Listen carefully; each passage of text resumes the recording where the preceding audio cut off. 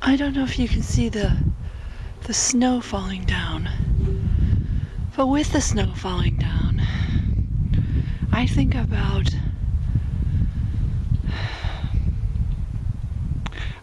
the distinctions that I watched in the video by Dr. Jason J. Campbell, where he said that what we needed to understand is that we give definition to the world by our analysis of it, by our feeling of it, by our experiencing it, by all sorts of measures, by understanding that there's a law of nature that is for the tree taking moisture from the earth, energy from the earth, and bringing it into its leaves and then putting it down. We could notice that too.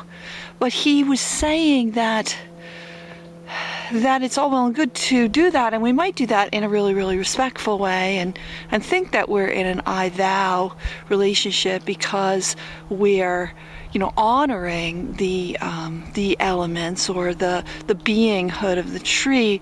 But he says it goes further than that, and he also said that, for environmentalists, we really do need to understand to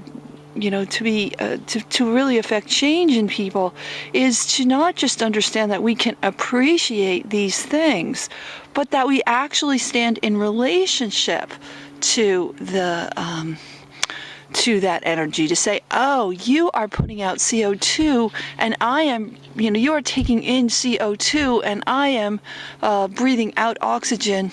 No, that was wrong.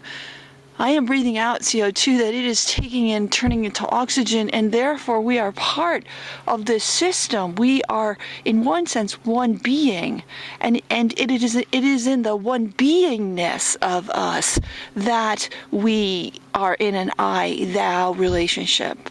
So it's interesting just to see the distinction between being reverential and truly being interconnected. It's very cool. I think about the snow that continues to fall down from the trees, and I'm wondering, and I'm thinking in this moment that actually all of nature is in an I-thou relationship with itself, because it is doing that which I just talked about. It is doing that all the time. That's how it functions. It functions with, I'm trying to really close it up so you can really see my surrounding. All of it, because sometimes when we get too close, we can't exactly see the beauty of it. So, and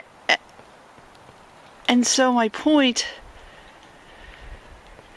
is to say that nature, the system of nature, is in, I think, an I-thou relationship without speech, without thought, without concept.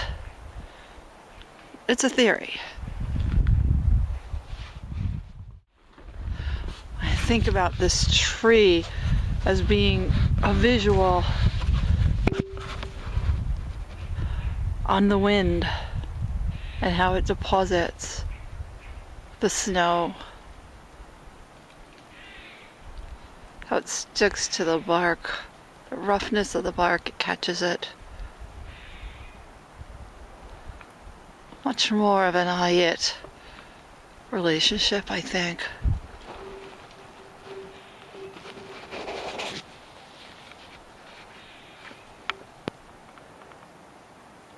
So nature is not only in an I-thou in itself, it's in an I-it too.